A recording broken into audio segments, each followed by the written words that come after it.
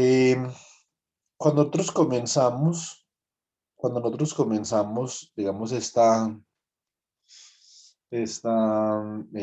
aventura, pues, por la teoría de campos. La teoría de campos ya la hemos obtenido desde la perspectiva de Lagrangiano, hemos trabajado con teoría de campos compleja, hemos trabajado con teoría de campos en una dimensión, en dos, en tres, ¿cierto? Nos centramos en una dimensión en algunos casos, pero por ejemplo la teoría de campo del parcial en el paper de Salasny es una teoría de campo de tres más una dimensiones que se reduce a una dimensión cuando uno integra sobre los grados de libertad transversales.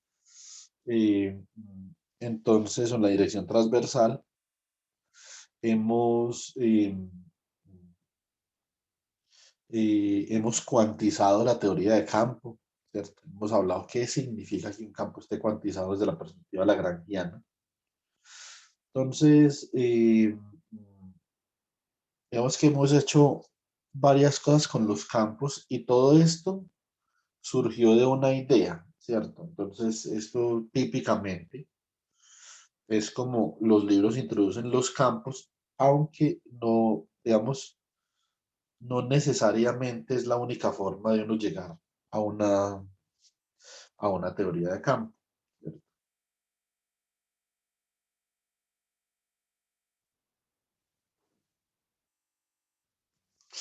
Y la idea era que nosotros teníamos sólidos, es decir, materiales, materia, en la que podíamos percibir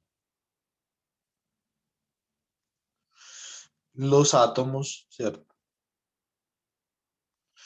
O simplemente acoplados mediante resortes para modelar las vibraciones de los átomos, ¿cierto?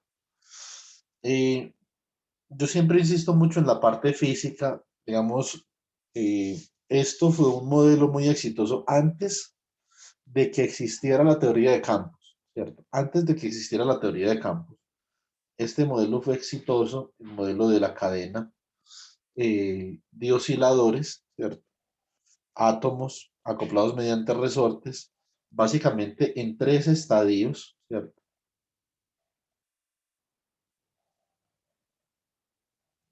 De la física que dieron origen al pensamiento cuántico, ¿cierto? Naturalmente esto ya desde antes se conocía como modelo, pero la cuantización de los osciladores armónicos, básicamente que puesta en tres contextos diferentes, dio origen al pensamiento cuántico, es decir, a que nosotros como sociedad comenzáramos a pensar cuánticamente en diferentes problemas, diferentes experimentos. Por ejemplo, la radiación de cuerpo negro, ¿cierto? Ese fue uno.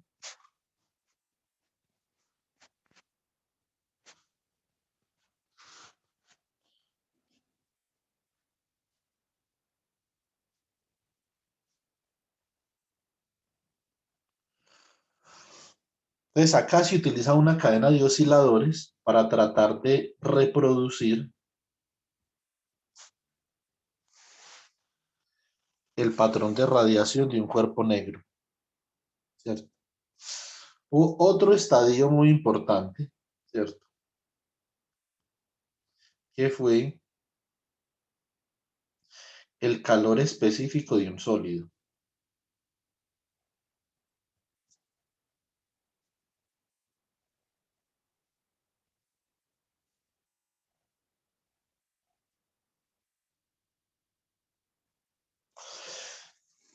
Muy bien, entonces acá todavía no estamos hablando de si esto funciona clásicamente o no. Simplemente estamos diciendo que el modelo de la cadena de osciladores fue exitoso de alguna forma en estos dos problemas, ¿cierto?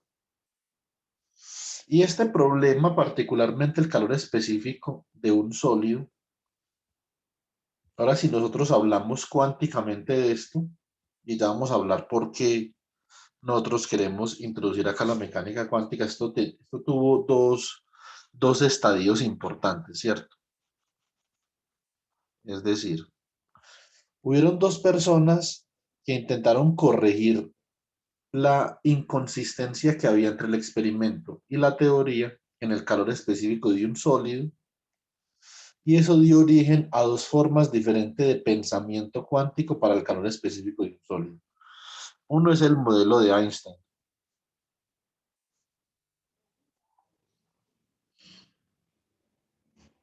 Aunque el modelo de Einstein parte de una presunción que es absurda, ¿cierto? En términos de la física, de un sistema de osciladores mutuamente acoplados, como el que nosotros trabajamos la primera vez en el taller, ¿sí o no? Y que de hecho después nosotros solucionamos un sistema de ecuaciones lineales, un sistema de ecuaciones diferenciales lineales mutuamente acopladas, no sé si recuerdan ese taller. Nosotros demostramos que, por ejemplo, inclusive en el caso que simplemente fueran dos átomos mutuamente acoplados, cada uno va a oscilar a una frecuencia diferente. Lo que propuso Einstein es que en un sólido, si usted tenía un sólido compuesto por n átomos, todos los átomos iban a oscilar a la misma frecuencia en un sistema de referencia desacoplado. O sea, cuando usted desacopla los sistemas, pues cada átomo oscila a omega sub cero, por ejemplo. ¿Cierto? Eso es absolutamente eh, impensado, pues que pueda pasar, y nosotros simplemente con dos átomos podemos demostrar que no. Bueno, existe otro modelo acá que trabaja con la cadena de osciladores que se llama el modelo de Debye, que parte del hecho naturalmente de que cada oscilador no va, cada átomo no va a estar oscilando a la misma frecuencia, pues, ¿cierto? Eso es, digamos, apenas natural. Eh, en la comprensión del calor específico de un sólido, entonces la inclusión de un modelo de osciladores mutuamente acoplados fue absolutamente esencial para poder tener éxito en las predicciones teóricas, ¿cierto? En ambos casos. El modelo de Einstein y el modelo de Debye corrigen lo más importante, que es la discrepancia que había entre la predicción clásica y la tercera ley de la termodinámica, ¿cierto? Entonces eso es lo más esencial, ¿sí o no? Ahora el modelo de Debye predice otras cosas también que son importantes, y yo diría que la más importante de ellas es que a baja temperatura el calor específico de un sólido a volumen constante, es decir, la forma como las cosas se calientan. No, piensa, porque una cosa de calienta, ¿cierto? Yo no sé si yo con ustedes alguna vez discutí ese tema, güey, con otro grupo, de pronto sí, ¿cierto? Que hablamos de scattering, de disipación. Ah, no, no, yo creo que fue en electrodinámica. Entonces, mm, entonces las cosas cómo se calientan, típicamente, por ejemplo, un sólido. Un sólido se calienta porque los electrones se mueven dentro de él y hay colisiones, y la contribución de los electrones al calor específico depende linealmente de la temperatura. Pero un sólido también se calienta porque los átomos vibran, y la conductividad térmica de un sólido está básicamente que gobernada por las vibraciones atómicas, y no tanto por la parte de conducción electrónica, ¿cierto? Entonces esta parte de acá, que es gamma por T al cubo, esta parte es esencial para entender las propiedades térmicas de un sólido, ¿cierto? Entonces la pregunta era, bueno, si nosotros tenemos una cadena de osciladores, bueno, está muy bien, más sin embargo, nosotros quisiéramos saber, por ejemplo,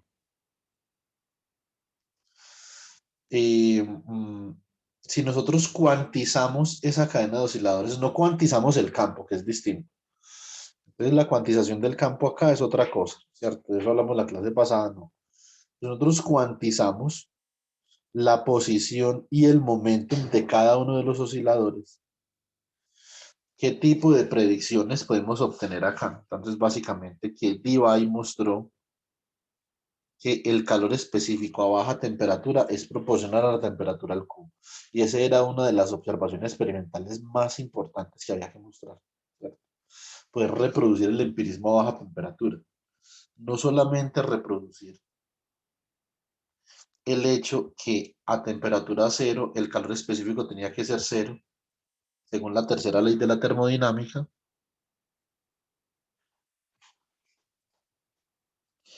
sino también que la forma como cambia el calor específico o la contribución vibracional, porque hay dos, recuerden, la electrónica y la vibracional.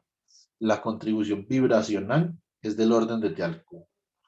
Inicialmente, Dulong Petit habían predecido que el calor específico era una constante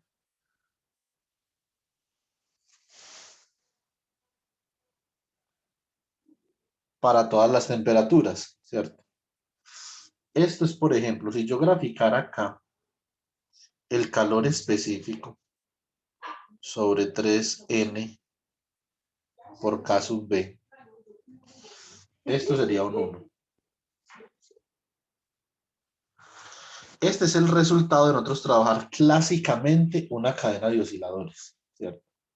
Este que tengo acá. Ahora, cuando yo cuantizo la posición, al yo cuantizar la posición y el momentum de cada átomo en la cadena de osciladores, bueno, pues básicamente lo que yo puedo mostrar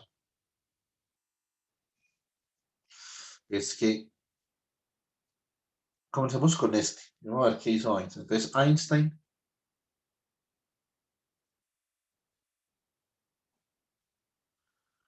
llegó a un comportamiento como así, ¿cierto? Donde naturalmente a alta temperatura coincide con el modelo clásico, pero a baja temperatura, entonces el modelo de Einstein coincide con el hecho de que C sub B para una temperatura que tiende a cero, como es proporcional a la derivada de la entropía, ¿cierto? Con respecto a la temperatura, entonces esto tiene que tender a cero, ¿sí o no? Entonces acá ya hay una consistencia con la tercera ley de la termodinámica.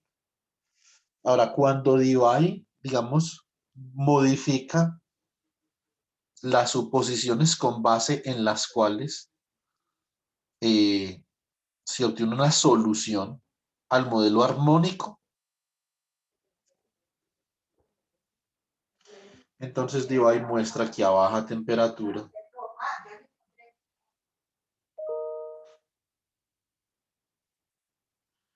esto tiene el siguiente comportamiento y esto acá es proporcional a T al cubo, ¿cierto? Entonces esa es realmente la contribución más importante de Debye, además de que a temperatura cero, les predice que el calor específico es cero como debe ser.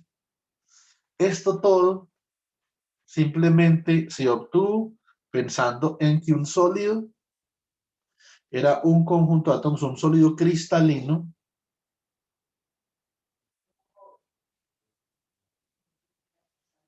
era un conjunto de átomos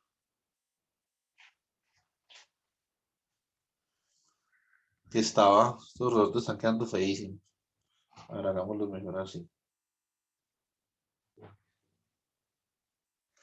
Era un conjunto de átomos que estaban acoplados mutuamente por unos resortes, ¿cierto? Naturalmente los átomos no están acoplados por resortes, pues uno no se imagina como un resorte nanoscópico ahí acoplando átomos, sino que los átomos vibran por diferentes mecanismos y el modelo con el que nosotros abordamos el problema de la vibración atómica es un modelo armónico con resortes, ¿cierto? Con energía potencial elástica. Una forma de modelar lo que nosotros conocemos como las vibraciones atómicas. Entonces, este modelo de acá, que es un modelo donde n átomos están mutuamente acoplados, ha sido tremendamente exitoso en física para predecir diferentes situaciones. En este caso les estoy hablando de dos o tres de las más importantes, ¿cierto? Entonces hay una tercera, que es el calor específico del gas diatómico, ¿cierto? Ahí también había un problema.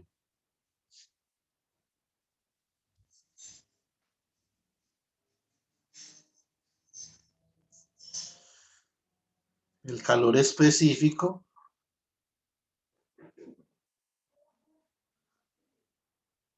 del gas diatómico.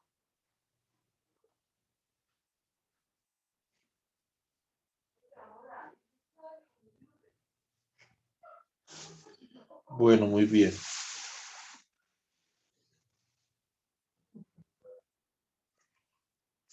Muy bien. Entonces, para el calor específico del gas diatómico, ¿qué era lo que la mecánica estadística clásica había predecido? Bueno, pues la mecánica estadística clásica había predecido esencialmente el siguiente patrón.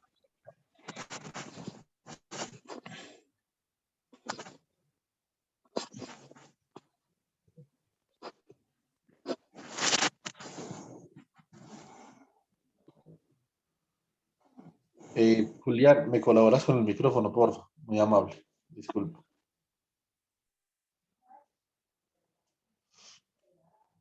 Muy bien. Si esto es la temperatura, bueno, acá me faltó decir que esto es la temperatura, pues, pero pues era obvio, pero pues coloquémoslo ahí. Y este es el calor específico. Entonces, clásicamente, que esto es una muy buena predicción, lo que pasa es que no funciona a temperatura cero, pero clásicamente se tenía esta predicción.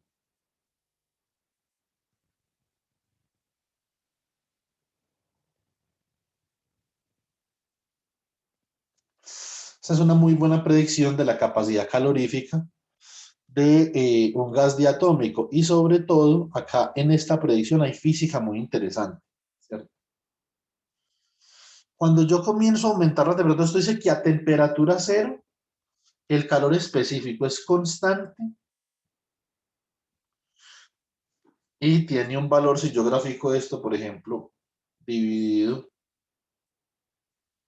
en la cantidad de moléculas en el gas por K sub B, que es la constante de Boltzmann, esto acá tiene un valor de 3 medios, ¿cierto? Esto tiene un valor de 5 medios.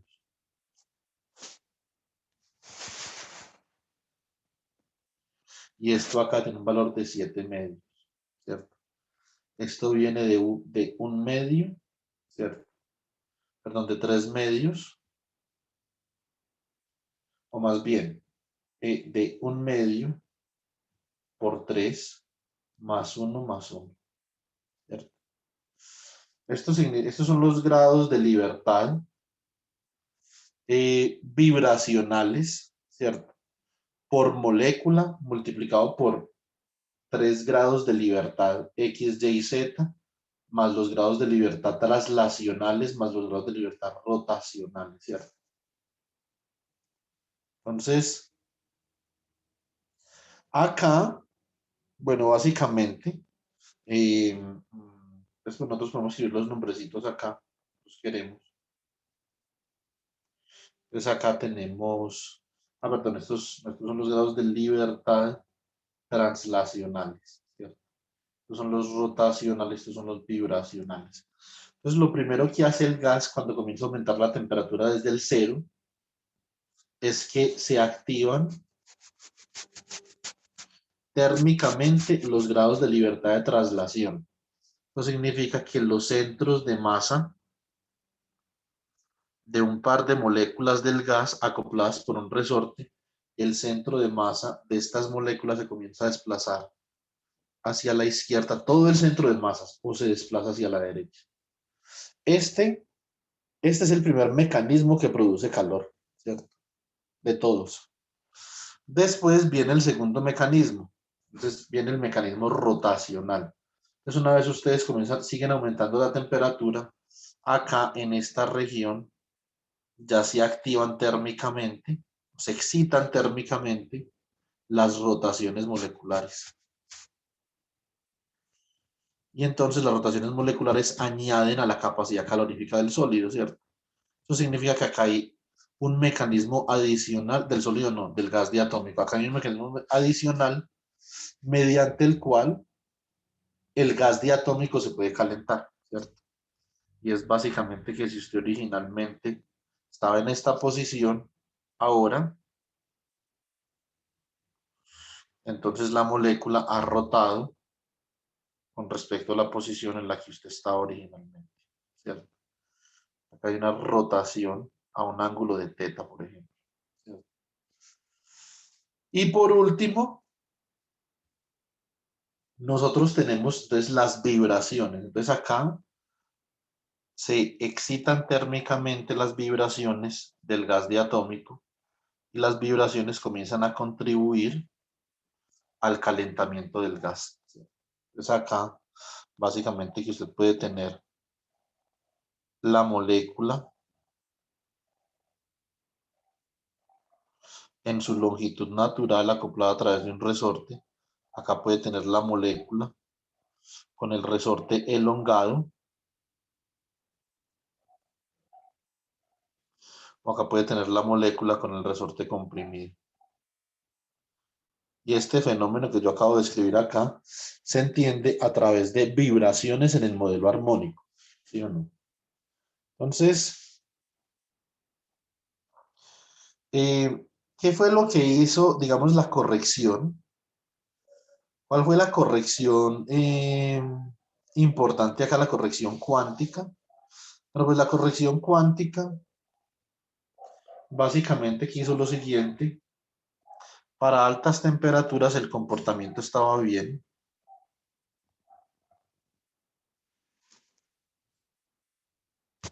Y corrigió el comportamiento para bajas temperaturas, ¿cierto?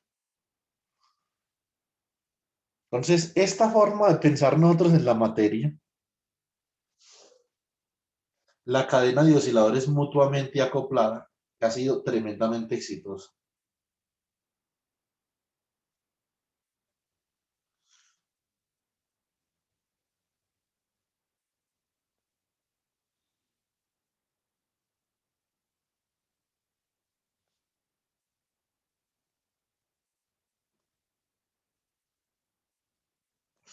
Sobre todo para entender algunas propiedades de la materia que son muy relevantes en el estudio de los materiales, en el estudio de las moléculas, ¿cierto?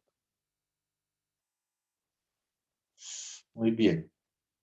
Cuantizar esto es bastante, o sea, no es difícil cuantizarlo, ¿sí o no? No es difícil cuantizarlo, pero eh, digamos que sí es un poco doloroso solucionar el problema cuando nosotros cuantizamos esto, ¿cierto? Con doloroso me refiero a extenuante y a poco claro de cómo se soluciona el problema, aunque naturalmente un problema que tiene solución ya, pues, pero eh, no es tan fácil como para que uno en quinto semestre la haga medida de problema.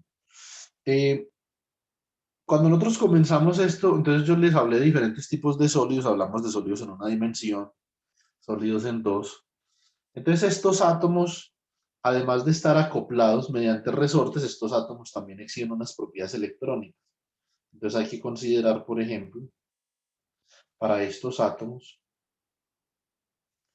tenemos que considerar el potencial, ¿cierto? Entonces estos átomos están en un potencial, que también va a ser un potencial periódico.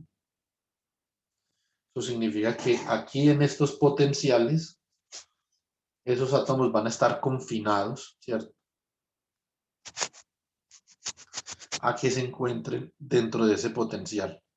Y solamente van a poder vibrar alrededor de ese punto. Esto es un potencial periódico. Y debido a la periodicidad del potencial, entonces nosotros decimos, debido a que el potencial es periódico, es decir, debido a que nosotros tenemos, vamos a escribir acá potenciales periódicos.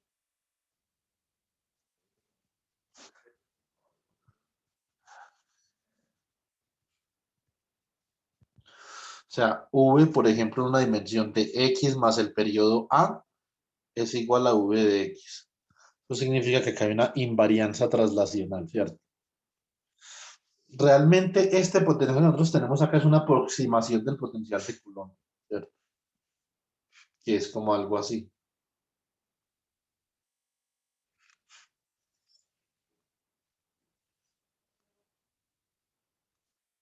Que es la interacción de repulsión o de atracción que van a sentir los átomos dependiendo pues de su carga residual, ¿sí o no? Entonces uno simplemente puede aproximar ese potencial de Coulomb como esos pozos de potencial que nosotros vemos ahí.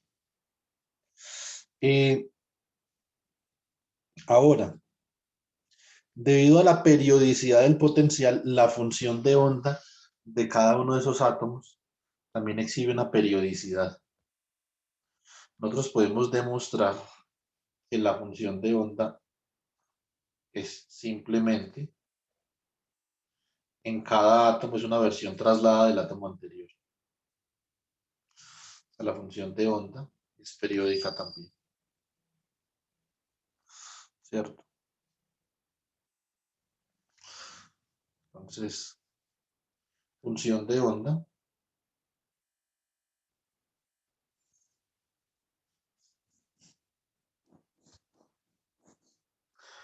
phi de x es igual a, perdón, psi de x igual a psi de x más a, ¿cierto? También una invarianza traslacional. Debido a que todos los átomos son idénticos y están ubicados todos a una distancia de a unidades, ¿cierto? Bueno, muy bien. Este de acá es uno de los principios más importantes en la física del estado sólido y esto viene de un teorema que ustedes aprenderán en mecánica cuántica, en la parte de simetrías, que se conoce como el teorema de Bloch.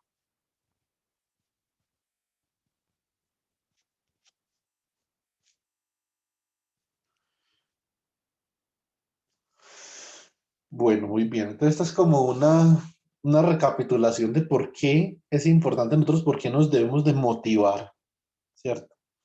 A estudiar este tipo de comportamientos. Ahora, la clase, en el taller de nosotros hablamos de Fourier, ¿sí o no?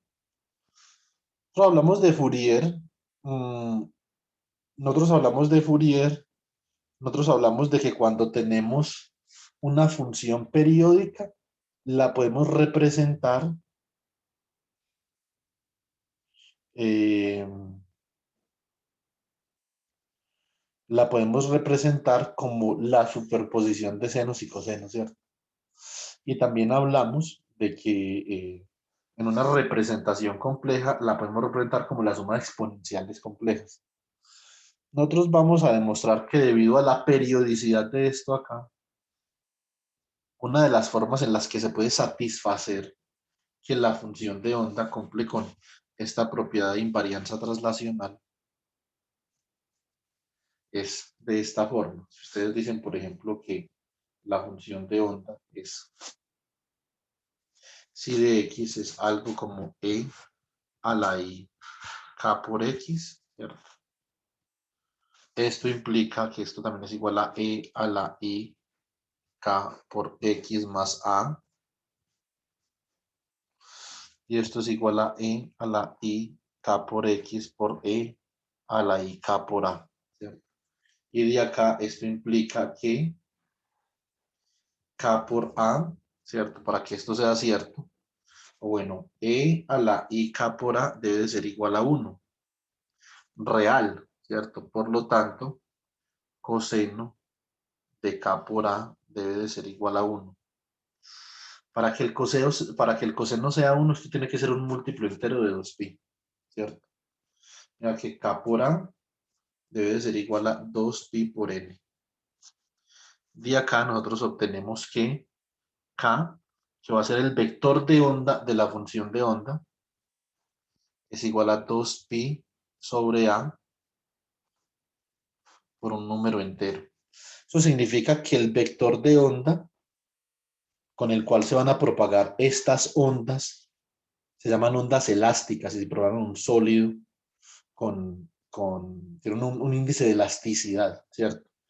Y son de relativamente una longitud de onda mucho mayor a la separación a la separación atómica o la distancia interatómica, ¿cierto? Entonces, estas son ondas elásticas y son ondas elásticas que tienen su número de onda cuantizado debido a la periodicidad del problema, ¿cierto? Entonces, esta cuantización en el número de onda viene debido a la periodicidad. Entonces, número de onda no, vector de onda, perdón. Vector de onda cuantizado. Esto no tiene absolutamente que ver con la mecánica cuántica en nada, ¿cierto? Esto simplemente es una propiedad que deben de cumplir estas ondas debido a la invarianza traslacional que tiene el sistema físico, ¿cierto? Eso es todo. Ahora, si nosotros quisiéramos, por ejemplo, pensar en una ecuación de movimiento para este sistema físico, ¿cierto? Este tipo de sistemas. Esto es una cadena, ojo con esto, chicos, esto es una cadena monoatómica, no es la misma que tienen en el parcial. En el parcial tiene una cadena diatómica, es una cadena monoatómica.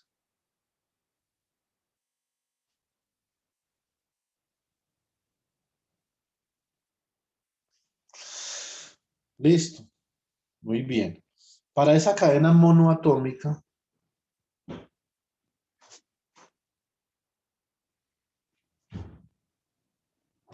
nosotros consideramos, por ejemplo, acá, vamos a considerar este átomo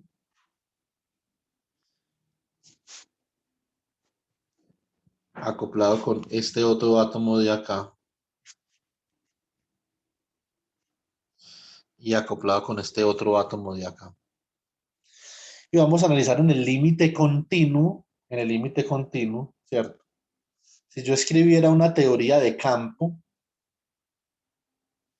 para este sistema físico, es decir, yo tomo el límite continuo de estos desplazamientos, esto es el desplazamiento del átomo jésimo, ¿cierto? Con respecto al tiempo, eso sería el desplazamiento del átomo J más un ésimo con respecto al tiempo. Y esto sería el desplazamiento del átomo J menos un ésimo con respecto al tiempo. ¿Sí o no? Fantástico. Bueno, entonces,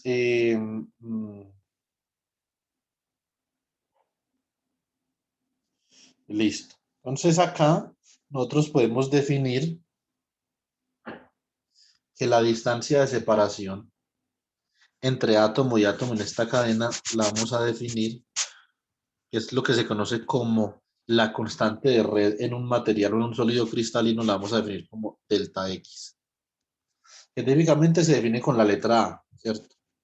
Pero acá, digamos, por fines de calcular derivadas y cosas de esas, entonces definámosla como delta X. Bueno, muy bien. Ahora, nosotros podemos aplicar acá la ley de Newton, la segunda ley de Newton de la siguiente forma. Entonces podemos decir que la fuerza aplicada sobre el átomo de la mitad, ¿cierto? Entonces es igual a la masa del átomo por la aceleración del átomo. Entonces escribamos así. Si tomamos el límite continuo, como lo hemos hecho en las últimas clases, entonces nosotros podemos transformar Q sub J de T en simplemente una variable Q de XT, ¿cierto? Esta de acá transforma en Q de X más delta X, T.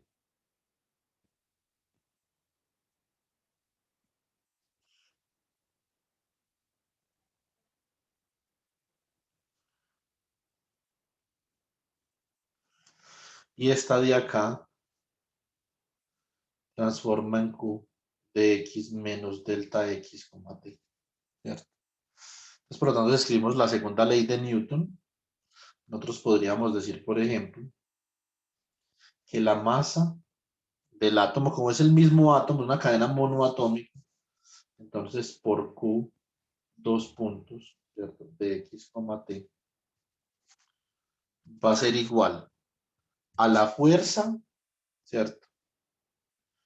Que se ejerce sobre el átomo en X debido al átomo en X más delta X, T, más la fuerza, ¿cierto? Que se ejerce sobre el átomo en X debido al átomo en X menos delta X, T, por ejemplo, ¿cierto? Muy bien.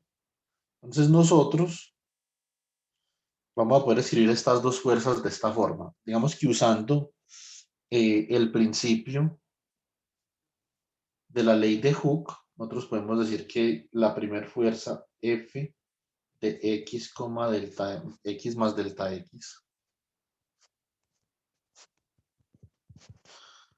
T, esto simplemente es la constante de elasticidad o la constante de Hooke que multiplica AQ de X más delta X, T menos Q de X, T. Y la otra, entonces sería F de X, X menos delta X, T. Sería igual a la constante de Hooke por Q de X menos delta X, T. Menos Q de XT. Si yo sumo estas dos expresiones de acá, para poder reemplazarlas en el lado derecho de esta ecuación de acá que voy a llamar la ecuación 1,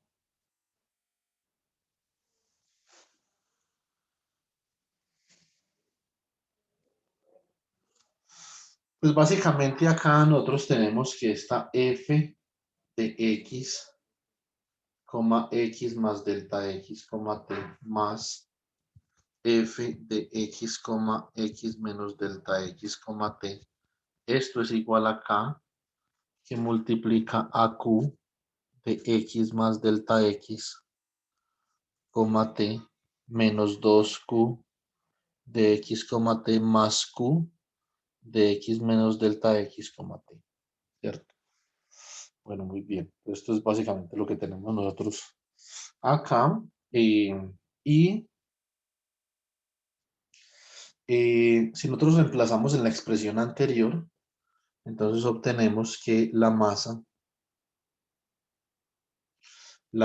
por Q, 2 puntos de X, T, entonces es igual a K por Q de X más delta X, T, menos 2Q de X, T, más Q de X menos delta X, T. Y nosotros, la clase pasada, ¿cierto? Habíamos demostrado que esto de acá es proporcional a una segunda derivada con respecto al desplazamiento, ¿cierto? Recuerden que lo que nosotros hicimos fue que expandimos en Taylor, por ejemplo, una función alrededor de x más delta x, ¿cierto? O alrededor de x hacia la derecha. Esto sería f de x más delta x. Esto es aproximadamente igual a f de x, ¿cierto? Más delta x por la derivada de f de x más un medio la segunda derivada de f de x con respecto a x por delta x al cuadrado, ¿cierto? Lo propio puedo hacer si expando hacia la izquierda.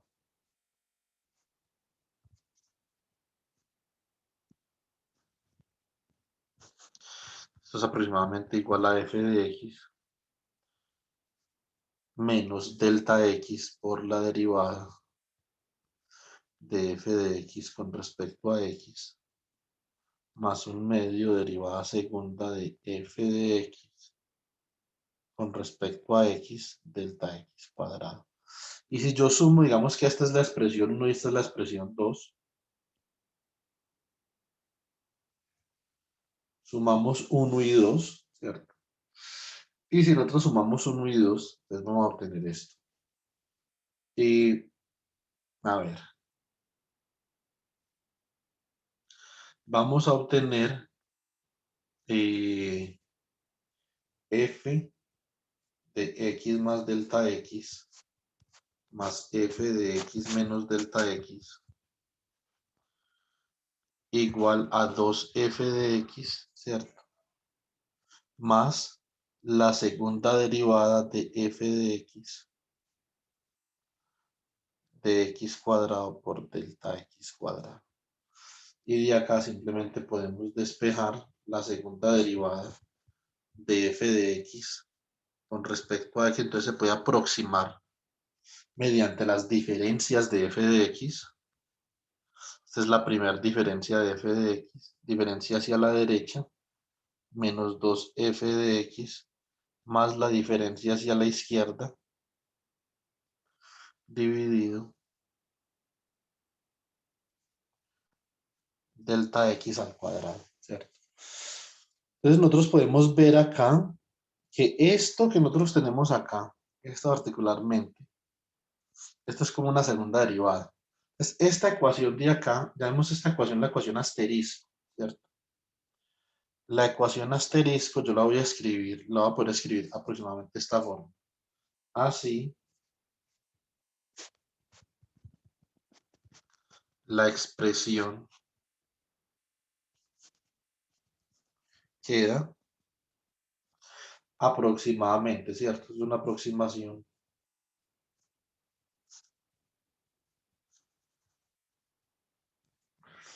como m, ¿cierto? Por q, dos puntos de xt aproximadamente igual a k, ¿cierto? Por delta x al cuadrado, que multiplica la segunda derivada de q de x, t con respecto a x.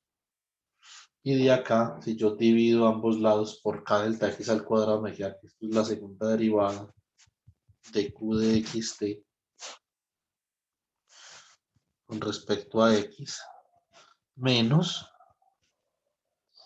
m sobre k delta x al cuadrado, ¿cierto?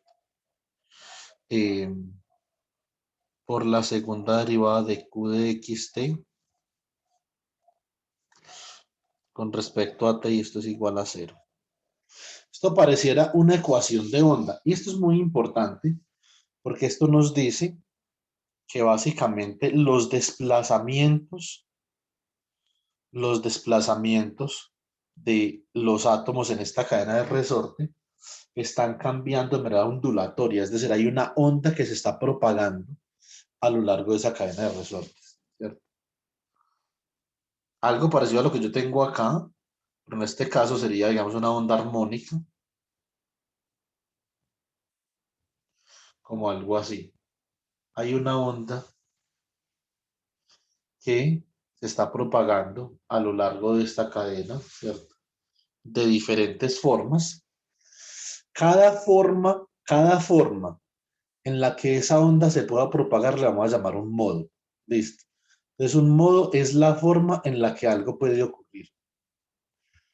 En Fourier, cuando todos hacemos Fourier, si nosotros hacemos f de x, por ejemplo, igual a sub 0 medio más a sub 1 coseno de omega 0 t más a sub 2 coseno de 2 omega 0 t más b sub 1 seno de omega 0 t más b sub 2 seno de 2 omega 0 t más.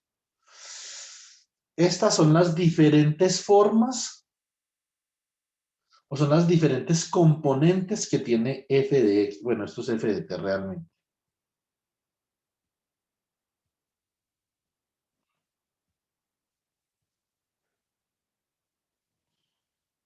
Estas son las diferentes componentes que tiene f de t, así como lo que multiplica a ijk son las diferentes componentes que tiene un vector. Cada una de estas componentes le llama modo, son modos propios de f. Esto es un modo de frecuencia omega 0. Esto es un modo de frecuencia 2 omega 0. Esto es un modo de frecuencia omega 0. Y esto es un modo de frecuencia 2 omega 0, etcétera, etcétera. Lo que pasa es que hay dos modos de frecuencia omega 0, dos modos de frecuencia 2 omega 0, etcétera, etcétera. Pero son modos que son mutuamente ortogonales, ¿cierto? Entonces, sí hay un modo de frecuencia 0 que es este de acá, ¿cierto? Que es un modo constante. En esta cadena de átomos van a haber ondas elásticas de baja frecuencia que se van a estar propagando de diferentes formas en esa cadena, ¿cierto? Vamos a ver ahora a esas formas, ¿cómo les llamamos? ¿Cierto? ¿Cómo podemos determinar, por ejemplo, la frecuencia de esta onda? Dependiendo del vector de onda al cual se estén propagando. Cada onda se va a propagar un vector de onda diferente, ¿sí o no? Y la superposición de todas esas ondas lo que va a hacer es que me va a dar, digamos, toda la dinámica de la cadena de osciladores. Listo. Ahora, como nosotros de acá, de la ecuación asterisco, podemos predecir este comportamiento de la posición u de xt, Vamos a hacer lo siguiente. Hagamos esto.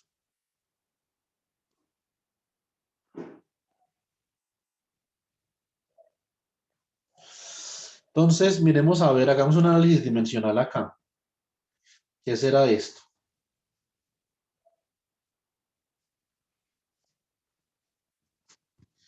Esto es kilogramo sobre, ¿cuál es la dimensión? Las dimensiones de la constante K, ¿cierto? F es igual a K por X, ¿cierto? K por un desplazamiento. O sea que K tiene unidades de newtons por metro, pues, por ejemplo. Y esto acá es metros al cuadrado. Ya que esto es kilogramos, esto se va con esto sobre, esto es kilogramos, metros sobre segundo al cuadrado, esto por metro, se va kilogramo con kilogramo. Y esto nos queda en segundos al cuadrado sobre metros al cuadrado. Y estas son las unidades de 1 sobre una velocidad al cuadrado. ¿Sí o no? Muy bien, entonces nosotros podemos asumir que el comportamiento de Q de xt es un comportamiento ondulatorio con velocidad c, ¿cierto? Muy bien, entonces esa ecuación nosotros la podemos reescribir como segunda derivada de Q de xt con respecto a x menos 1 sobre c al cuadrado, ¿cierto? Por la segunda derivada de Q de xt con respecto a t igual a 0. Y nosotros sabemos por separación de variables que esto tiene una solución armónica, ¿sí o no? Esto tiene una solución armónica con frecuencia omega y vector de onda q, ¿cierto? Entonces, ¿qué tipo de soluciones admiten estas ecuaciones? Cuando ustedes hacen separación de variables acá, ¿cierto? Entonces ustedes pueden demostrar, que me imagino que eso lo han hecho ya en física matemática, según les entendí la semana pasada, que Q de xt no es otra cosa que E a la I que multiplica a Qx, que es un vector de onda, menos omega t, ¿cierto? Y como esta es una ecuación diferencial lineal, ustedes pueden hallar la solución para todos los posibles vectores de onda que admite esta cadena de acá según esta condición de cuantización. Esta cadena no admite solamente un vector de onda, admite infinitos vectores de onda que cumplan con esta condición de cuantización, ¿cierto? Que el vector de onda sea proporcional 2pi sobre a, un entero por 2pi sobre a. Por lo tanto, lo que uno puede hacer es que como para cada vector de onda hay una solución diferente, y esto es una ecuación diferencial lineal, entonces, pues muy bien, nosotros podemos determinar que, bueno, no coloquemos esto como Q acá, bueno, es convencional colocarlo como Q en la literatura, pero como ya estoy usando Q para el desplazamiento, entonces tenemos esto como K. Entonces es convencional decir que Q de xt simplemente es la suma sobre los diferentes vectores de onda de esta exponencial compleja. ¿Sí o no? Bueno, muy bien. ¿Cuál es la pregunta importante acá? La frecuencia de esta onda, la frecuencia de la onda elástica que se está propagando a través de esta cadena de osciladores, esta frecuencia de acá, de alguna forma debe depender de K. Omega es sencillamente una función del vector de onda, ¿cierto? En materiales, en teoría de la elasticidad, esto se le llama relación de dispersión.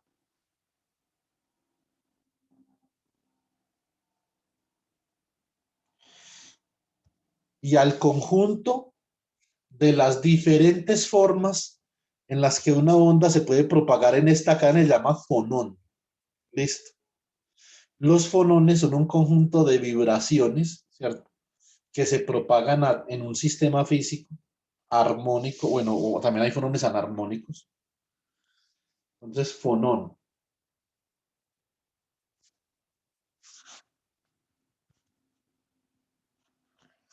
Conjunto de vibraciones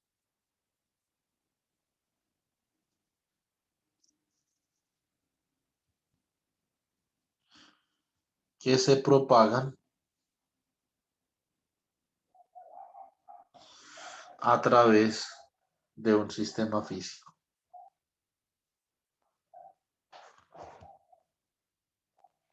Y la forma para yo caracterizar el fonón es con la relación de dispersión, ¿cierto?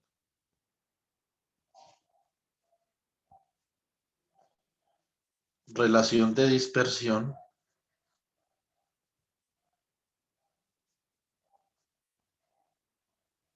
omega de K. Esa es la relación de dispersión de los fonones. Bueno, muy bien. Entonces, una vez nosotros ya hemos hipotetizado que la solución a nuestro problema puede tener esta forma, ¿cierto? Pues entonces nosotros podemos partir de la ecuación U asterisco, la teníamos por acá.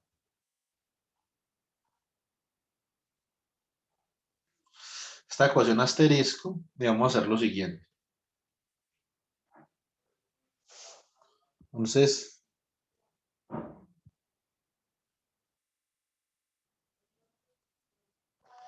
retomamos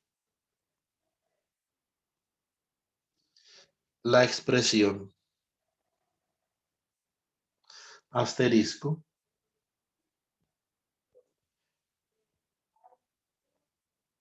m de q de x, t, ¿cierto? Igual a k que multiplica a q de x más delta x, t, menos 2q de x, t más q de x menos delta x, t, ¿cierto? Muy bien. Entonces ahora asumiendo que estos q se comportan como ondas, ¿sí o no? Entonces como ondas, pues básicamente vamos a asumir la siguiente convención. Entonces decimos, por ejemplo, que q de xt, bueno, ojo acá, esto es 2 puntos, se me pasaron los 2 puntos, ¿cierto? Entonces q de xt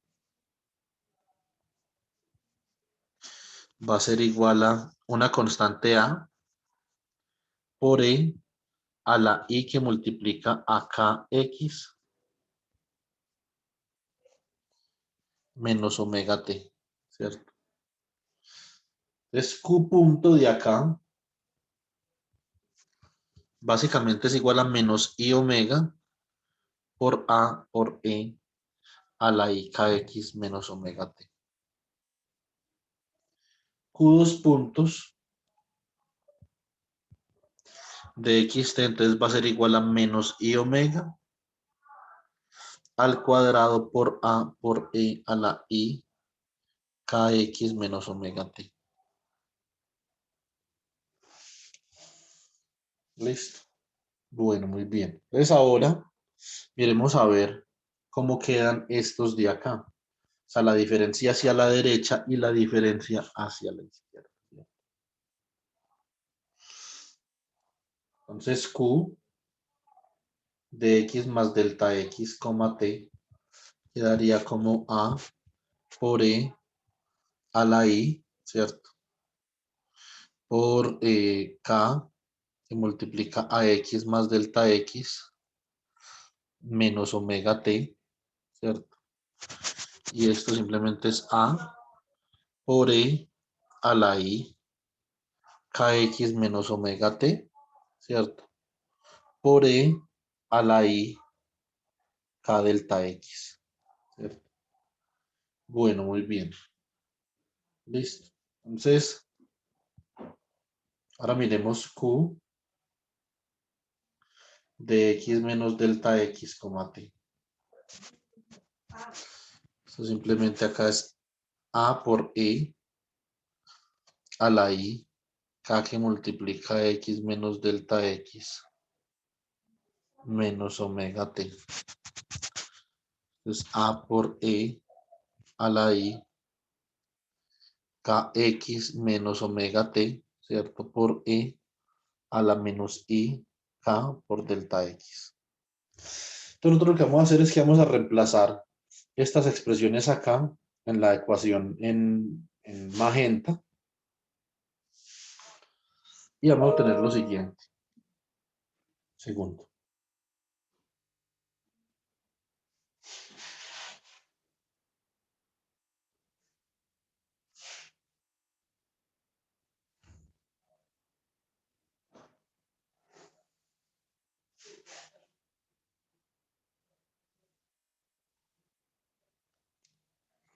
Listo. Entonces, Q dos puntos. Q dos puntos, entonces, ¿cómo queda? Entonces quedaría M que multiplica a menos I omega al cuadrado por A por E a la I kx menos omega t, ¿cierto?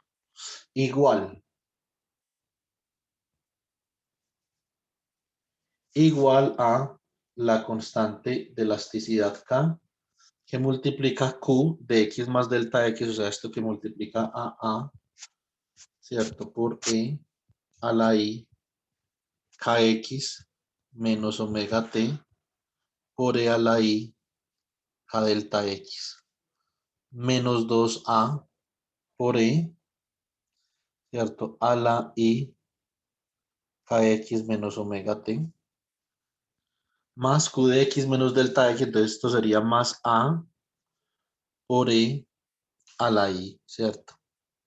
Kx menos omega t por e a la menos i por k por delta x, ¿sí o no? Bueno, muy bien, entonces de acá sabemos que podemos cancelar algunas cosas. Todas las a's aparecen en cada término, entonces las podemos cancelar. Y este factor exponencial e a la i kx menos omega t aparece en cada término, entonces lo podemos cancelar. Y de acá entonces vamos a obtener que menos omega cuadrado por m, ¿cierto? Va a ser igual a la constante de elasticidad K que multiplica a E a la IK delta X más E a la menos I K delta X, ¿cierto? Menos 2, ¿sí o no? Listo, fantástico. Esto queda omega al cuadrado es igual a K sobre M, factor de 2 menos E a la I K delta X más E a la menos I K delta X, ¿cierto? Y esto es K sobre M, factor de 2 menos 2 coseno de K delta X. Esto es K sobre M, que multiplicamos 2K sobre M por 1 menos coseno de K delta X, ¿cierto? Bueno, nosotros podemos utilizar trigonometría básica acá, entonces nosotros sabemos que el coseno de 2 teta es igual a 2 coseno cuadrado, ¿cierto? De teta menos 1 de acá. Entonces nosotros podemos decir que, bueno, realmente esta identidad no es la que me sirve es otra. Me sirve coseno de 2 teta. Si yo hago coseno cuadrado 1 menos seno cuadrado, esto queda 1 menos 2 seno cuadrado de teta. Y de acá, yo puedo decir que 2 seno cuadrado de teta, ¿cierto? Es igual a 1 menos coseno de 2 teta. O sea que 2 seno cuadrado de teta medios, ¿cierto? Esto es igual a 1 menos coseno de teta, ¿sí o no?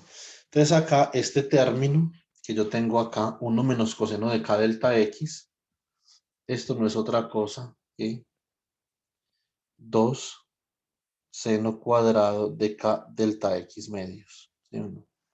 Muy bien, entonces así obtenemos la relación de dispersión.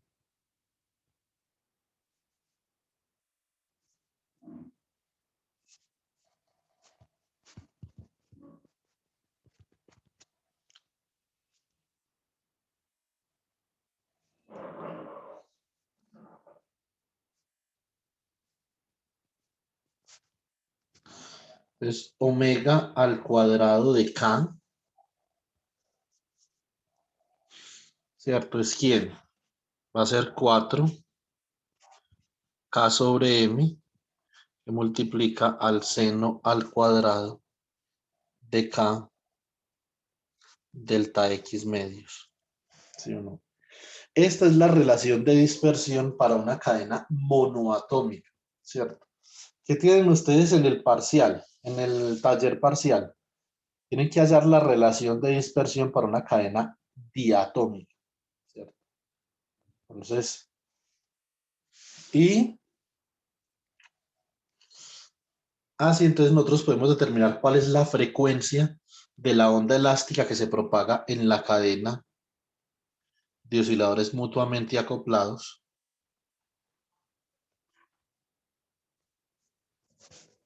como función del vector de onda, ¿cierto?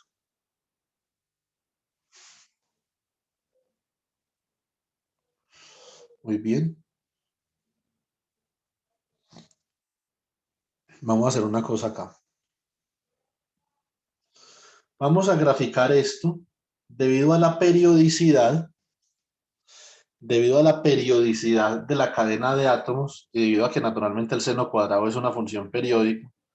Entonces esto va a ser periódico también, ¿cierto? Esto va a ser periódico como algo así,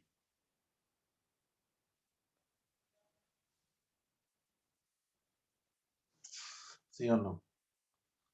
Y esto acá, entonces va a ser algo así como, esto va a ser como menos 2pi sobre delta x, ¿cierto? Esto acá va a ser como 2pi sobre delta x. Básicamente que la información contenida es una cosa, si ustedes van a perseguir la carrera como físicos en el estado sólido, es una terminología muy importante la que vamos a introducir acá. Este punto acá entonces sería menos pi sobre delta x. Y esto acá sería menos pi sobre delta x. Perdón, más pi sobre delta x.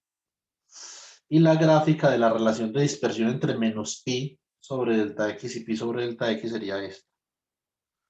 Es la gráfica que contiene toda la información relevante acerca de las diferentes frecuencias, de las diferentes formas en las que se puede propagar una onda elástica a través eh, a través del sólido en una dimensión. Y esta región de acá, comprendida entre menos pi sobre delta x y pi sobre delta x, esto tiene un nombre muy importante. Esta se llama la zona de Brillouin.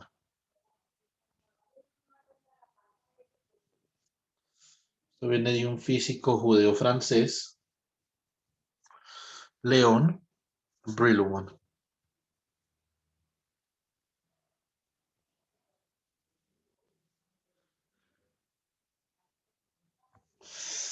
En esta región, debido a la periodicidad, se encuentra toda la información relevante que nosotros podemos obtener acerca de las vibraciones en esa cadena, acerca de los fonones, ¿cierto? Es el conjunto colectivo de vibraciones que se propagan a lo largo de esa cadena. Típicamente ustedes en la literatura, bueno, esto típicamente lo van a encontrar como la primera zona de Brillouin. Hay una segunda zona de Brillouin, tercera zona de Brillouin, pero eso se utiliza más es para cuando nosotros estamos obteniendo la relación no de frecuencia contra vector de onda, sino de energía contra vector de onda, ¿cierto? Entonces, si eso se hace es para el caso electrónico, no para el caso fonónico, sino para el caso electrónico, ¿cierto? Muy bien. Entonces, nosotros graficamos la zona de Brillouin, básicamente que esto no lo tenemos en consideración.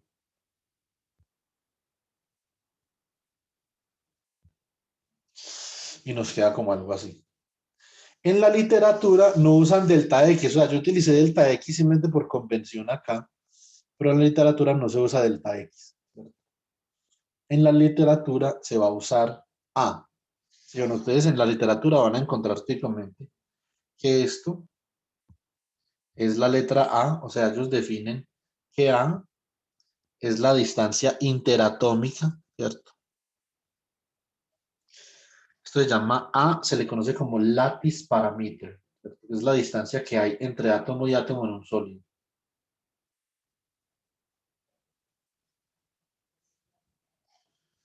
Yo me imagino que en español esto dice parámetro de red, pues pero no tengo ni idea. Y eso tiene, digamos, un valor característico para cada sólido. Por ejemplo, para la sal, si uno para la sal, A, si usted tiene, por ejemplo, un cristal de cloruro de sodio, la distancia entre átomo de cloro y átomo de sodio es de 5,63 unidades Ångström o de 0,563 nanómetros, ¿cierto?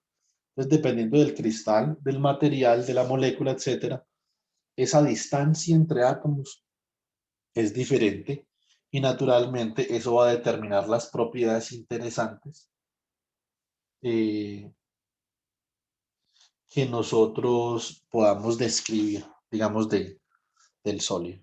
Muy bien. Mm, listo. Entonces, esta es la relación de dispersión. Si yo grafico naturalmente, acá yo tengo omega cuadrado y acá tengo omega. Entonces, bueno, en la literatura también típicamente, este no lo utilizan como K, sino que lo utilizan como la letra Q. Ya les voy a explicar por qué. Porque K lo utilizan para los electrones y Q lo utilizan para los fonones. Cuando nosotros hacemos un análisis de esta frecuencia de acá y de los valores de esta frecuencia, nos damos cuenta de una cosa. Si nosotros hacemos una expansión de Taylor, por ejemplo, alrededor del vector de onda igual a cero, nosotros podemos aproximar esto acá con una recta y esto acá con una recta. Eso significa que en esta región, para Q aproximadamente igual a cero, omega de Q es aproximadamente igual a una constante por Q, ¿cierto? Y esa constante, cuando uno mide esa constante, por ejemplo, en un experimento de neutron diffraction o alguna cosa, esta constante coincide con la velocidad del sonido.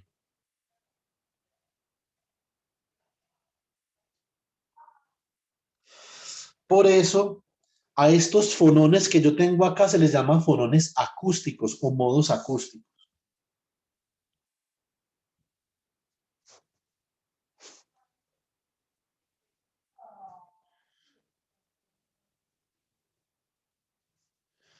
Acoustic phonons, ¿sí o no? Y naturalmente esto, ustedes podrán demostrar que este valor acá es simplemente uno, ¿sí o no? Entonces, bueno, si nosotros graficamos pues sobre esto, o sea, omega cuadrado sobre, omega sobre 2 raíz de k sobre n, pues, ¿cierto? Dejémoslo sin ese uno para que no haya confusión. Entonces, esto es simplemente este valor acá, porque en pi sobre a y en menos pi sobre a, el seno al cuadrado, digamos que vale uno, ¿cierto? Bueno, ¿cómo es diferente? ¿Qué cambia? ¿Qué cambia en el caso que yo tenga una cadena diatómica como la del parcial?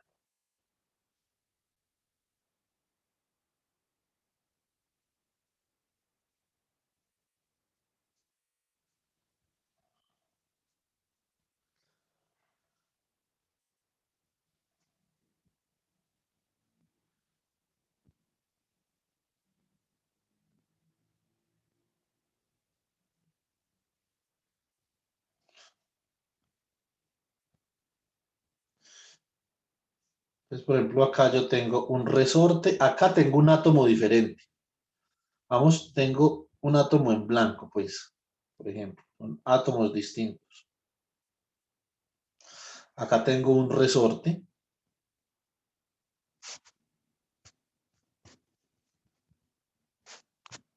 y acá tengo un átomo en azul, en este otro azulito otra vez.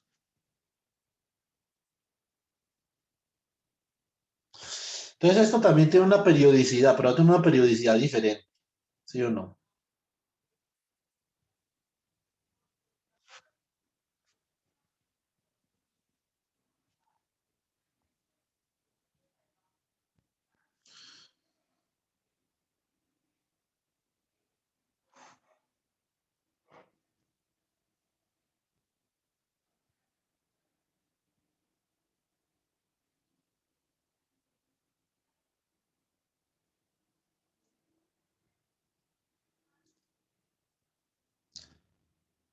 ¿Cierto? Entonces hay dos tipos diferentes de átomos que se comienzan a repetir periódicamente en esta cadena.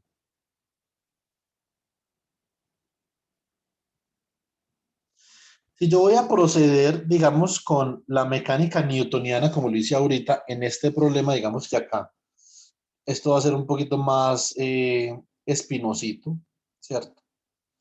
Entonces, más complicado, no va a ser tan sencillo. Entonces, lo que nosotros decidimos hacer, o lo que yo les recomiendo que hagan, es que utilicen el hamiltoniano.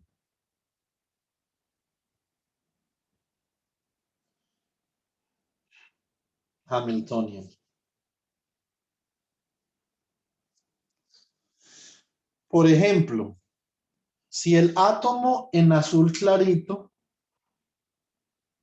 estos átomos tienen una masa m minúscula. Y los átomos en blanco, por ejemplo, tienen una masa m mayúscula porque son átomos diferentes.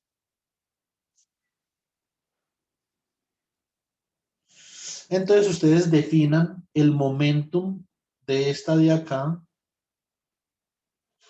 con una letra P pequeña, ¿cierto? Puede ser también P y P prima, pues, como para que no se confundan por si no saben diferenciar la P mayúscula, P minúscula. O sea, me imagino que sí la saben diferenciar. Lo que yo me refiero es que, pues, uno, si las hace muy parecidas, entonces de pronto se enreda. Pueden colocar, por ejemplo, acá P prima.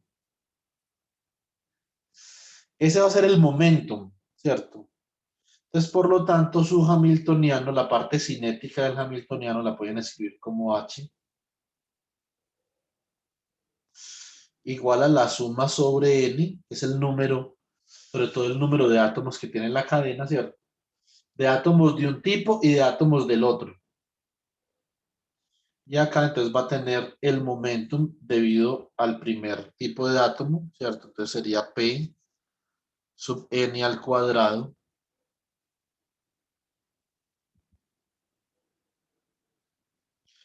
sobre 2M minúscula más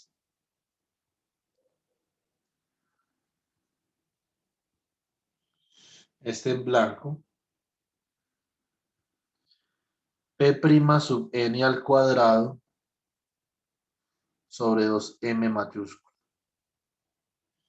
Y este sería el término cinético del hamiltoniano, ¿sí o no? Muy bien. Ahora, vamos a mirar una cosa.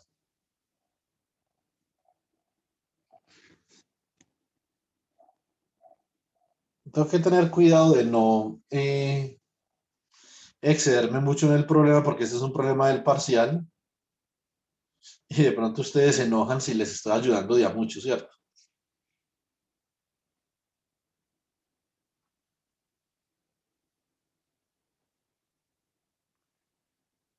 Pero podemos discutir hasta cierto punto. Bueno, muy bien. Entonces ahora vamos a mirar la parte elástica, ¿cierto? O sea, la energía potencial y esta energía potencial acá hay que tomarla con, digamos, un cierto grado de cuidado, pues. Listo. Entonces vamos a ver una cosa acá. Nosotros nos podemos parar. Yo pienso una cosa.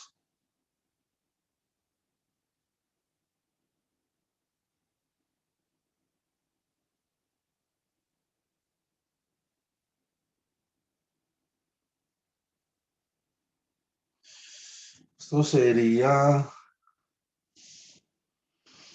yo me puedo parar, por ejemplo, en el átomo. A ver,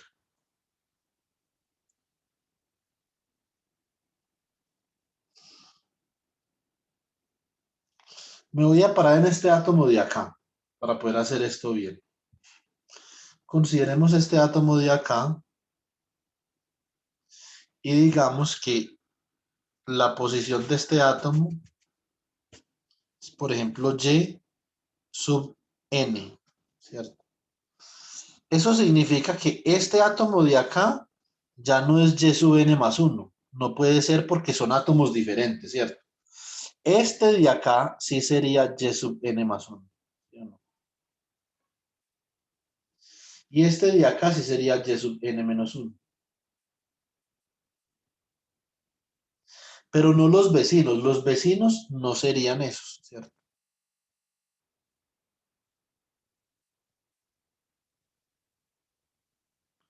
A ver, estos con la letra M minúscula, coloquémoslo como X. Este sería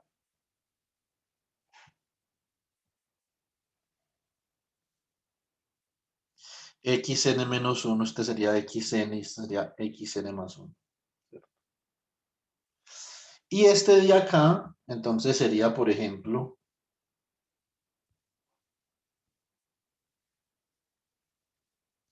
este de acá, por ejemplo, podría ser yn. Si ese es yn, eso significa que este desplazamiento acá es yn menos uno.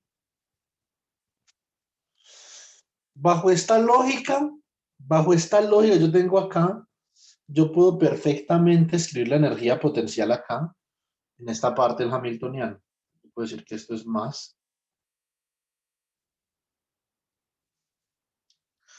la suma sobre n, ¿cierto?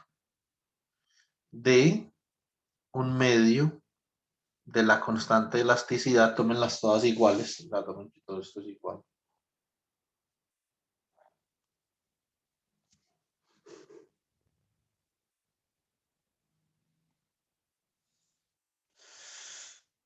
Un medio de K que multiplica A.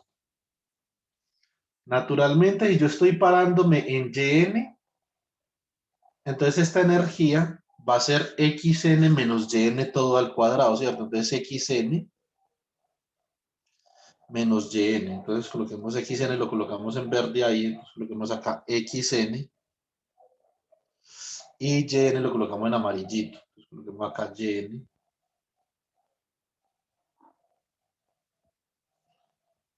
xn menos yn al cuadrado.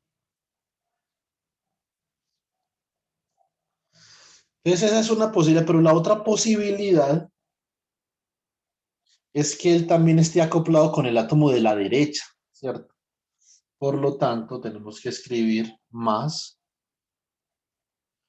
un medio de K aquí al cuadrado de, entonces serían xn más uno menos yn, ¿cierto?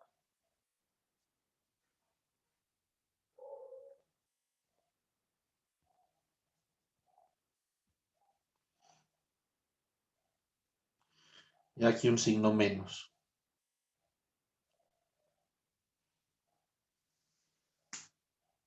Entonces, con este Hamiltoniano, básicamente yo puedo proceder y utilizar las ecuaciones canónicas de Hamilton, ¿cierto?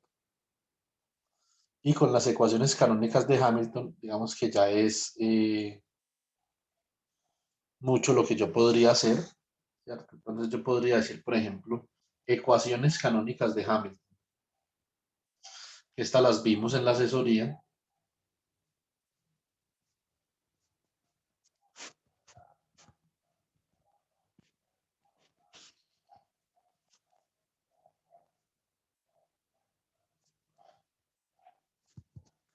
Entonces el momentum, por ejemplo, Pn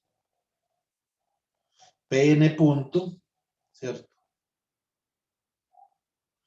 No utilicen la letra N para que no vayan a confundir, utilicen una letra diferente. Listo. Utilicen J, por ejemplo. P sub J punto, entonces esto va a ser igual a ¿quién? A menos, ¿cierto? La derivada del hamiltoniano con respecto, en este caso, a XJ, ¿cierto? Pueden decir también P sub J prima punto va a ser igual a menos la derivada del hamiltoniano con respecto a Y sub J, ¿cierto? Muy bien. Entonces, y de acá ustedes pueden aplicar la segunda ley de Newton, por ejemplo, digamos las ecuaciones de movimiento, o lo que ustedes quieran. Pues. Entonces,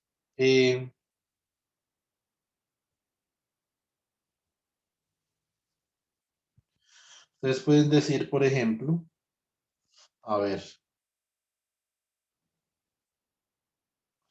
pueden decir acá que la fuerza es igual a la derivada del momento con respecto al tiempo, y esto es igual a la masa por la aceleración. Esto se traduce en lo siguiente, a que P sub J punto es igual a M por X sub J dos puntos, ¿cierto? Y P sub J punto es igual a M mayúscula por Y sub J dos puntos. Y de acá van a obtener un par de ecuaciones de movimiento, ¿cierto? Ahora, cuando ustedes obtienen ese par de ecuaciones de movimiento, lo importante es utilizar la propiedad de la invarianza traslacional, ¿sí o no? Utilicen la propiedad de la invarianza traslacional para hacer la transformada de Fourier. Y esto acá, de una vez les digo que tiene truco. Listo. Entonces, esto tiene truquito. ¿Cuál es el truquito? Resulta que como ustedes pueden notar acá, si yo estoy indexando esto como n y esto como n, esto no es muy consistente, ¿sí o no? Eso presenta una inconsistencia notacional importante. O sea, si usted coge este como n y este, por ejemplo, es n más 1, ¿cierto? Entonces, en cuanto respecta a x, este tiene que ser n más 1 medio. Y este de acá, si este de acá es, por ejemplo, n menos 1, este tendría que ser entonces n menos 1 medio. ¿Sí o no?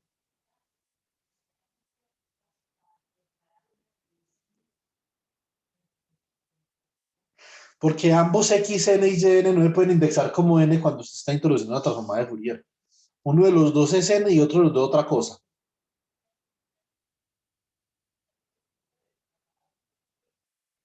Entonces, por convención, digamos que se adopta esta notación y se utiliza, por ejemplo, para la ecuación de movimiento que está relacionada con xj, entonces vamos a utilizar el siguiente par de transformadas, ¿cierto?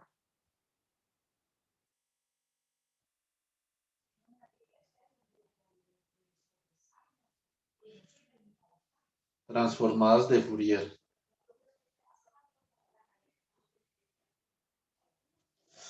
Entonces acá, por ejemplo, xj de t hay que transformarla de la siguiente forma. Como 1 sobre 2pi, la transformada inversa de Fourier, como les expliqué el lunes, pues por la integral, ¿cierto? De una transformada de Fourier de x en el dominio del espacio, que sería, esto sería x de q, ¿cierto? Por e a la i nq, ¿cierto? Menos omega t por diferencial de q. Bueno, muy bien. Entonces, ¿quién sería y? Y sub j de t en lo que respecta a la ecuación de movimiento para que escuchen bien. Cuando están haciendo la ecuación de movimiento para y, entonces cambian, ¿cierto? Porque acá yo me estoy centrando en x y entonces y está en n más un medio y en n menos un medio. Si yo me estuviera centrando en y, entonces sería y estaría en n y x más 1 estaría en n más un medio, x menos 1 estaría en n menos un medio, ¿cierto? Dependiendo de dónde esté centrando usted. Entonces, pues 1 sobre 2pi por la integral y de q, que es la transformada de Fourier, ¿sí o no? Por i a la i n más un medio, ¿cierto? Entonces, de q menos omega t. Listo. Entonces, básicamente el índice lo que está haciendo es que está reemplazando la posición del átomo. Y esto por diferencial de q. Muy bien. Entonces, de acá, ustedes ya pueden obtener, por ejemplo, si necesitan yn y yn menos uno, ¿cierto? Entonces, esto sería, por ejemplo, esto es yj, entonces yj menos uno, pues sería con n menos un medio, ¿sí o no? Si necesitan x dos puntos, pues entonces derivan esto con respecto al tiempo, entonces les queda menos omega cuadrado por esto, ¿cierto? Entonces, ya con estas transformadas, ustedes pueden hacer un recuerden que cuando van para la ecuación de movimiento para y, tienen que cambiar de convención. Ahora y es con n y x sería con n más o menos un medio. ¿Sí o no? ¿A qué resultados deben de llegar en últimas? En últimas deben de llegar a la siguiente relación de dispersión.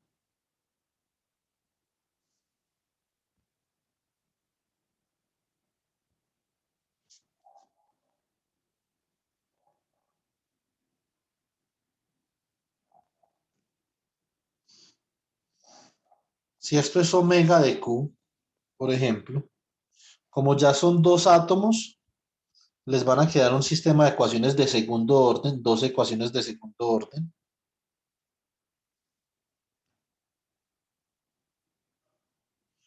Y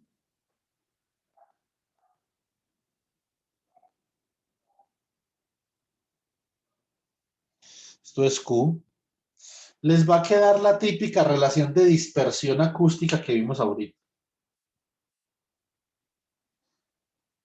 Como algo así. ¿Sí o no? Lo que pasa es que un poquito distinta. Ya tiene una concavidad, etcétera, etcétera.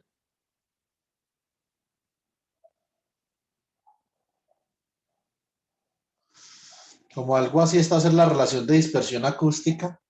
Y esta la vamos a llamar una omega sub menos de Q. Se llaman en el, digamos, en el lenguaje del estado sólido o de la materia condensada, esto le llama acoustic branch, ¿cierto? Rama acústica, por la razón que les mencioné ahorita. Bueno, muy bien. Ahora, les va a aparecer, como es una solución, les van a aparecer dos soluciones, una con un signo menos y una con un signo más. Acá les va a aparecer otra solución,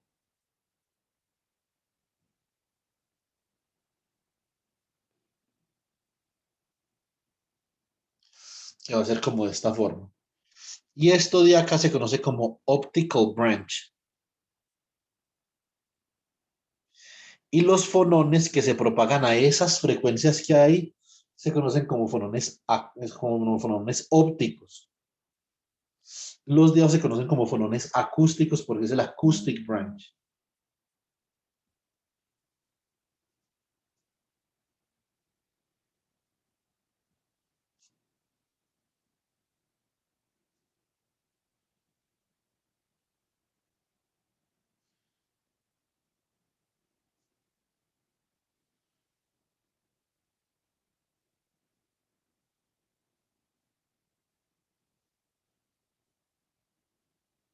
Listo.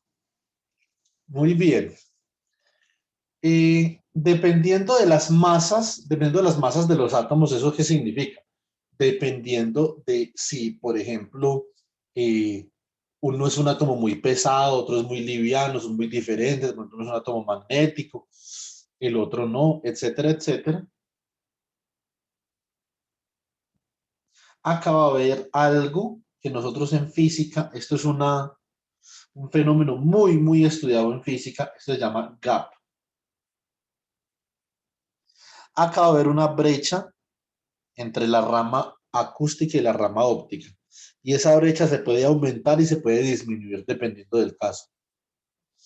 Cuando esa brecha se cierra, eso es un fenómeno que es muy estudiado en física, ¿cierto? Se llama band gap, el ancho de banda, más relacionado con el tema de los electrones, cuando nosotros estamos tratando electrones, digamos, en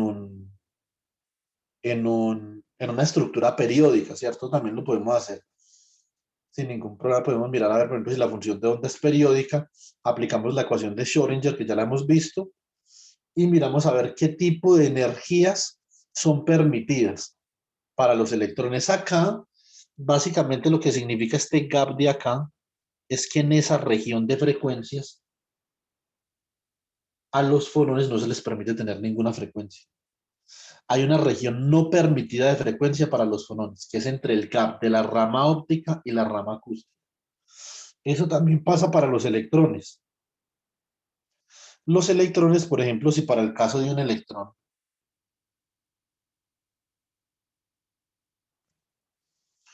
yo definiera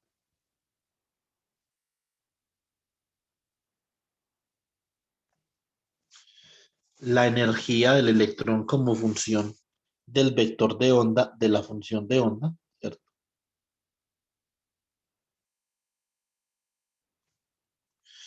Esta es la energía del electrón. Típicamente para los electrones se utiliza la letra K para el vector de onda. Van a haber también regiones debido a la periodicidad, esto tiene que ver con la invarianza traslacional.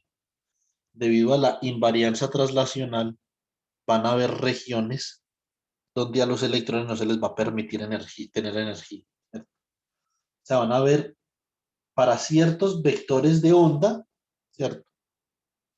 Van a haber regiones de energía prohibida o inclusive para cualquier vector de onda. Esto puede ser, por ejemplo, la banda inferior, que en materiales se conoce como la banda de conducción, ¿cierto? Y esto puede ser, por ejemplo, perdón, la banda de valencia y esta de acá puede ser la banda de conducción. Podemos colocar acá el ejemplo, por ejemplo, en el caso de que las bandas se toquen acá.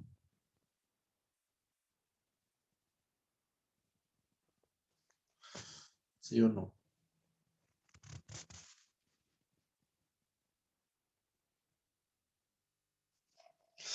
Y en estos puntos particulares para estos vectores de onda,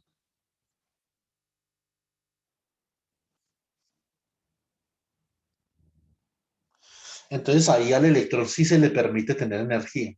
Pero, por ejemplo, observen una cosa, para estos vectores de onda por acá, si yo escojo, por ejemplo, un vector de onda por acá, este vector de onda puede tener, o es, este electrón acá con este vector de onda puede tener esta energía o puede tener esta otra, pero en la mitad no puede tener. Eso se llama un gap, ¿cierto? El gap es mucho más importante acá en el caso de los electrones que en el caso de los fonones. Porque el gap en el caso de los electrones resulta que con el gap para materiales cristalinos nosotros podemos determinar específicamente un mundo de propiedades de un material, conductividad eléctrica, conductividad térmica, ¿cierto? Por ejemplo, propiedades mecánicas, propiedades termodinámicas. Podemos determinar si un material en ese vector de onda está en una fase metálica.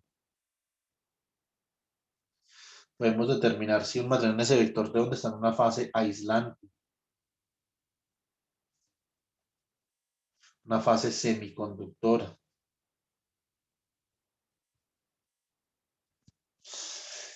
Todo simplemente, todo esto se puede hacer simplemente con coger un conjunto de átomos y pegarlos con resorte y hacer un modelo con un hamiltoniano de esto.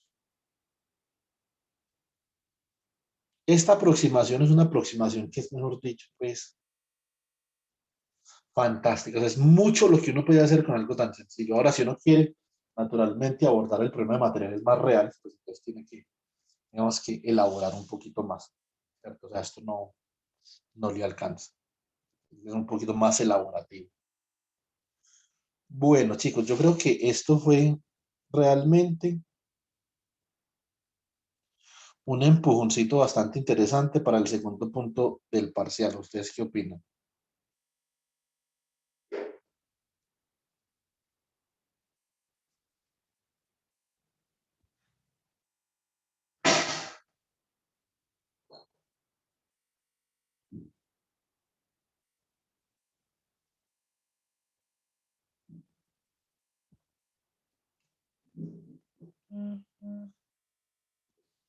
Bueno, David, gracias y espero entonces que les ayude.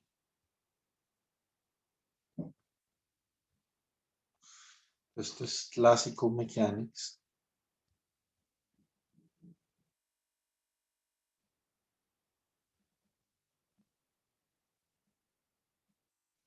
Hoy es septiembre 17.